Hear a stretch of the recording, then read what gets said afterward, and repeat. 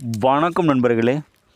சில பேர் 390 குட்டி சாத்தான் இருக்குது அப்படின்னு சொல்கிறாங்க இல்லையா? அத்தனை குட்டி சாத்தான் இருக்குதா இல்லையா, அது உண்மையா பொய்யா, அதோட முழு விளக்கத்தையும் சொல்கிறேன்.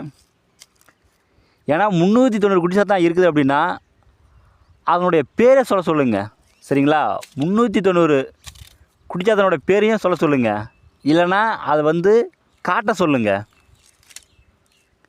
ஏன்னா யாருமே அப்படி கேட்டிங்கன்னா யாருமே அது பதில் சொல்ல மாட்டாங்க. குட்டிச்சாத்தான் என்பது ஒன்றே ஒன்று தான். அது அத்தனை இருக்குது இத்தனை இருக்குதுன்னு சொல்லி உங்களை அனைத்துமே ஏமாத்துகிற கதை. சரிங்களா? அதை யாருமே நம்பாதீங்க.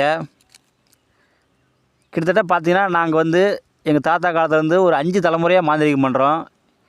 இத்தனை குட்டி சாத்தான் இருக்குதுன்னு சத்தியமே எங்களுக்கு தெரியாது. எங்களுக்கு தெரிஞ்சதெல்லாம் ஒரே ஒரு குட்டி சாத்தான் தான். ஆனால் நிறைய பேர் 390 குட்டி சாத்தான் இருக்குது அப்படின்னு சொல்கிறாங்க. இது அனைத்துமே பொய். அதனுடைய பேர் சொல்லணும், இல்லைன்னா அதை காட்டணும்.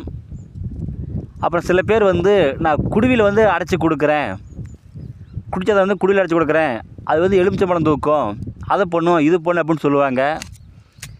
அது எதுவுமே நம்பாதீங்க. யாராலுமே சரி குடுவையில் அடைச்சி கொடுக்க முடியாது. அது எல்லாமே சும்மா கதை.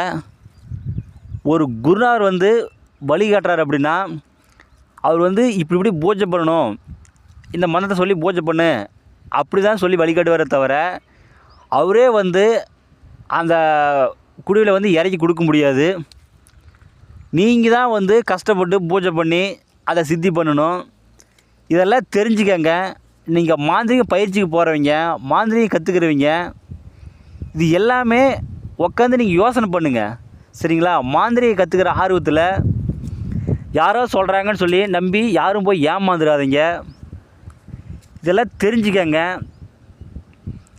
யாராலையுமே சரி குட்டிச்சாத்தானை குடுவையில் அடைச்சி கொடுக்க முடியாது.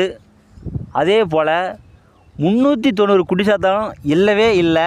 அது அனைத்துமே பொய். இது யாருமே நம்பாதீங்க. குட்டிச்சாத்தான் என்பது ஒன்றே ஒன்று தான். 390 குட்டி சாத்தானும் இல்லை, ஒன்றும் இல்லை. அனைத்துமே உங்களை ஏமாத்துகிற கதை. இந்த எலுமிச்சம்பழம் தூக்கும், அது தூக்கும் இது தூக்குன்னு சொல்லுவாங்க. அது அனைத்துமே பொய்.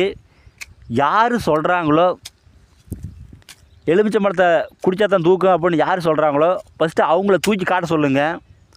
உங்கள் கண்ணு முன்னாடி தூக்கி காட்ட சொல்லுங்கள். ஏன்னா அவங்க தூக்க முடியாது. அது அனைத்துமே பொய். இது யாருமே நம்பாதீங்க.